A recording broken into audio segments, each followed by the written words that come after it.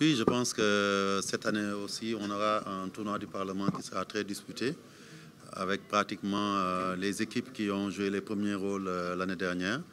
L'US Gorée, Djamba, Niary Tally ont animé la saison de l'année dernière. Et dans le football amateur, on a vu la percée extraordinaire que Diamono de Fatick a eu à réaliser.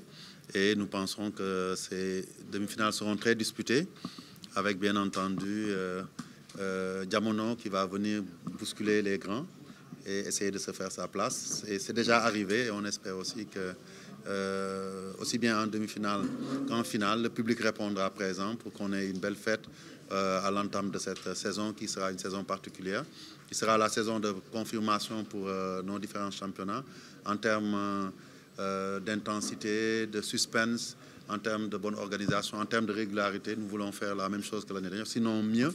Et à côté de ça aussi, cette saison sera marquée par beaucoup d'échéances importantes pour nos équipes nationales. Et en venant aujourd'hui, on a le secret espoir d'avoir une saison aboutie à tout point de vue. Pour ce qui concerne les 10 millions, il a été retenu cette année de faire davantage pour les clubs afin de les aider parce qu'on sait qu'ils vont vers des échéances difficiles tout au long de la saison. Le vainqueur aura 2 500 000 francs. Le finaliste sera doté d'un montant de 2 millions.